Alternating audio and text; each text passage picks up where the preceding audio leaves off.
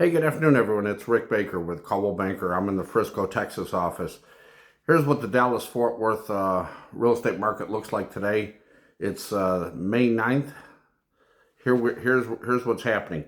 It continues to be just a lot of inventory because, again, real estate is cyclical. And what's happening is a lot of the traditional sellers who couldn't sell last year are putting the home on the market this year and are hoping for better results.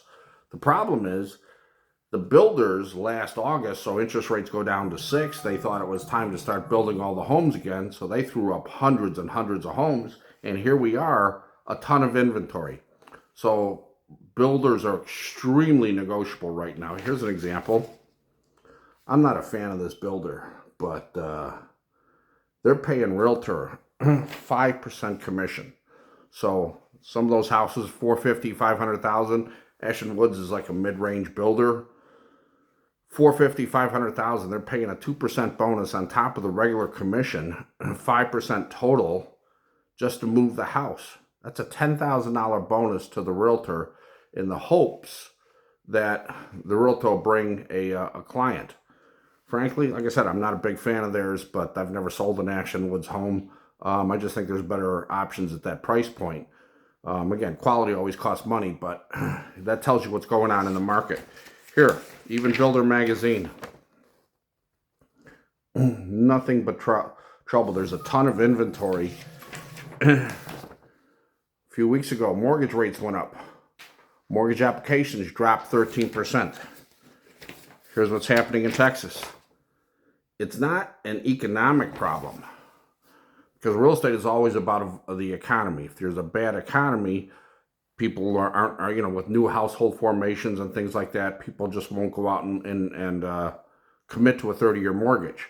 However, all the buyers are sitting on the sidelines because some people think 3% interest rates are somehow normal.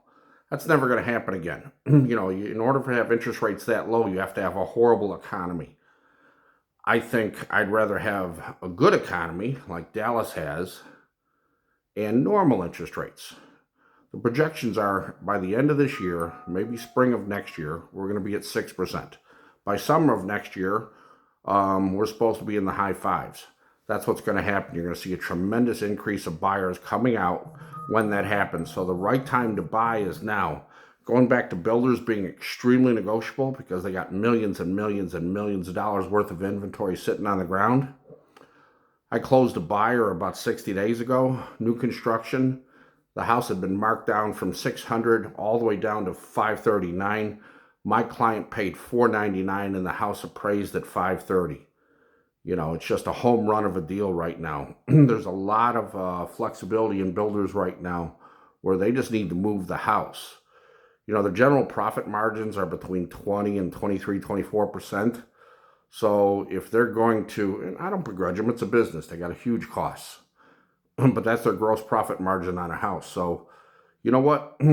They're willing to sacrifice some of that to move the excess inventory because the cycles of real estate, it's just not happening. Normally, in the last 3 to 4 weeks, we've seen a large influx of buyers. They're up a little, but nobody's doing anything. So it's a huge opportunity for buying. Selling, forget it. Go to my website, neversellyourhome.com. I was an investor before I was a realtor. At my peak, my wife and I, we owned 52 rental homes at the same time.